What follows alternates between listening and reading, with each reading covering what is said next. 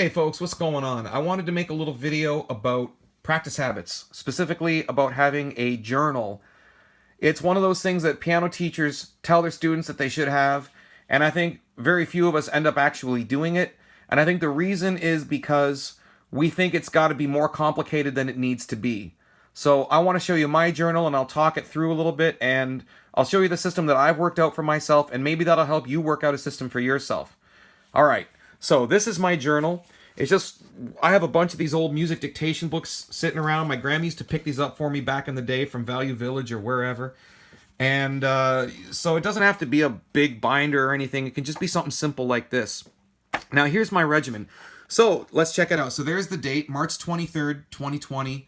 Now I have a two-part regimen that I do. So I have this first part, and I try and do that every single day. And then the second part are all hand exercises. And that I do on alternate months. So I do 1 month on, 1 month off. This whole system I got from studying with Hilario Duran about a decade ago, and I found it to be really helpful. Okay? So in the first part, I have the single note exercise that I do, and then I have a scale thing with some arpeggios, and I'll get more in depth with each of these exercises in another video. But for now, I just want to show you the system I have in my journal, okay? So C1 to 3, C4, C5, C22, that all refers to Czerny, okay? And then this diminished hand exercise, that is a specific hand exercise that I got from studying with Hilario, and I'll talk about that in another video.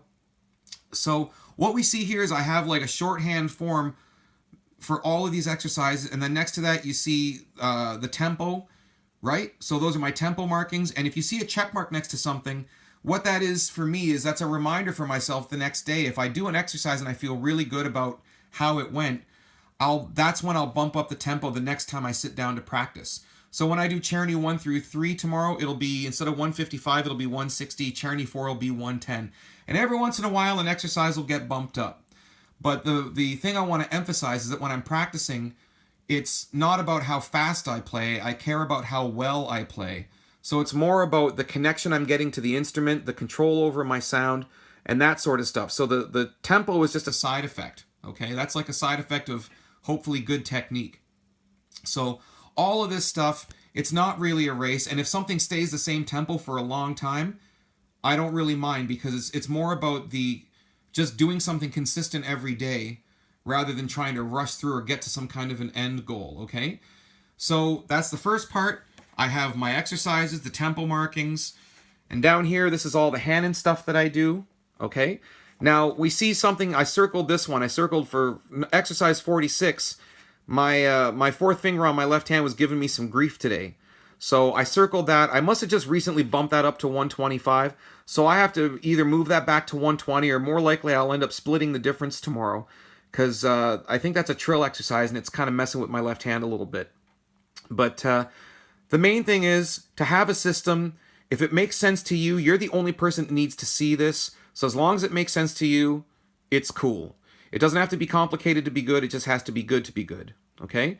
Now, one other thing that's really great about something like this is that a lot of us, we end up going through periods of time in our careers where we get swamped with gigs, we're pulling all-nighters, or we're out on the road and we don't get a lot of opportunity to practice while we're traveling. So what I'll do is if I go through a real grind period like that and I'm away from my practice regimen, when I get back, I can look at this, and then maybe what I'll do is I'll take all these tempos and I'll bump them back by maybe 5 or 10 BPM.